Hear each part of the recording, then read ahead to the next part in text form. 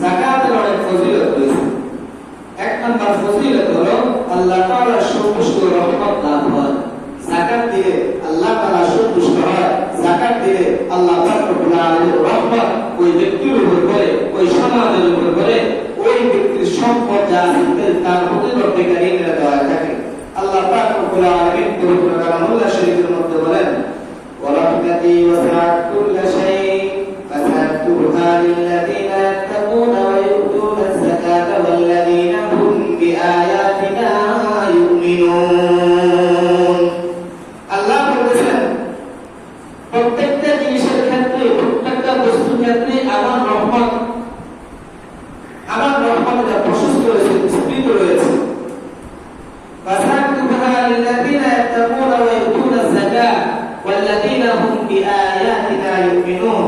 তবে ফাসাতুহা আমি তো তাদের জন্য নির্ধারণ করে রেখেছি এই রহমত, যারা তাকওয়া অবলম্বন করবে এবং যারা সম্পদের যাকাত দেবে, ওয়াল্লাযীনা হুম বিআয়াতিনা ইউমিনুন, এবং যারা আমি আল্লাহ যে নিদর্শন দিয়েছি যারা বিশ্বাস করবে, তাদের প্রত্যেকটা জিনিসের ক্ষেত্রে আমার রহমত রয়েছে। অন্য আয়াতের মধ্যে আল্লাহ বলেন, ওয়া আকিমুস সালাতা ওয়া আতুজ যাকাতা ওয়া আতিউর রাসূল লাআল্লাকুম তুরহামুন। তোমরা নামাজ আদায় করো, যাকাত আদায় করো, ওয়া আতিউর রাসূল, রাসূলের অনুগত করো, লাআল্লাকুম তুরহামুন, নিশ্চিতভাবে তোমরা রহমত প্রাপ্ত হবে। নিশ্চিতভাবে আল্লাহ পাক রব্বুল আলামিনের পক্ষ থেকে নিশ্চিতভাবে তোমরা রহমত প্রাপ্ত হবে। নামাজ এবং যাকাতের কথা কোরআন শরীফের মধ্যে বহু জায়গায় আসছে। একটা আয়াতের মধ্যে আসছে প্রায় 82 জায়গায় আসছে। কত জায়গায় আসছে? নামাজের পাশাপাশি যাকাতের কথা কত জায়গায় আসছে? 82 জায়গায়। 3 নাম্বার হলো আল্লাহ পাক রব্বুল আলামিন এই যাকাত দেওয়ার বদলে সওয়াব বহুত বাড়িয়ে দেওয়া হয়। সওয়াব কি করে দেন? বৃদ্ধি করে দেন, বহুত বৃদ্ধি করে দেন। আর যদি সেটা রমজান মাসে হয় তাহলে তার কোনো হিসাব নেই। আল্লাহ পবিত্র কালামুল্লাহ শরীফের মধ্যে বলেন, ওয়া আতাইতুম মিন যাকাতিন তুরিদুনা ওয়াজহাল্লাহ ওয়া উলাইকা হুমুল মুবঈসুন। আল্লাহ বলেন যারা যাকাত দেয়, তোমরা যারা কি দাও?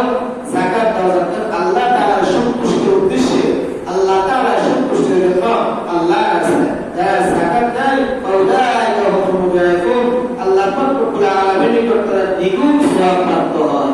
আল্লাহ তাআলার কাছে তারা দ্বিগুণ সওয়াব। 3 নম্বর হলো জান্নাতের বিশেষ দরজা দিয়ে যাকাত দাতাকে ডাকা হয়। জান্নাতের বিশেষ দরজা দিয়ে যাকাত দাতাকে ডাকা হয়।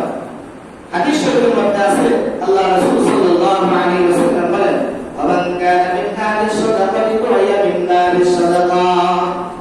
যে ব্যক্তি যাকাত দানকারী, যে তাকে যাকাতের যে দরজা আছে, জান্নাতের এই দরজা দিয়ে তাকে ডাকা হবে।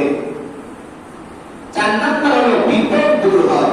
যদি কোনো বালা মুসিবত, কোনো বিপদ আপনার প্রতি থাকে, এই যাকাত দেওয়ার বদলে আল্লাহ পাক রব্বুল আলামিন বিপদ দূর করে দেন। ইন্নাস সাদাকাতা লা তুদফিউ গাদাবার রাব্বি ওয়া তুদফাউনি তাকাসসুর। হাদিসের মধ্যে আছে যে নিশ্চয়ই যাকাত আল্লাহ পাক রব্বুল আলামিনের যে রাগকে নিভিয়ে দেয় এবং অপমৃত্যু থেকে মানুষ মুক্তি পায়, অপমৃত্যু দূর হয়ে যায়, অপমৃত্যু থেকে, খারাপ মৃত্যু থেকে আল্লাহ তাকে কি করে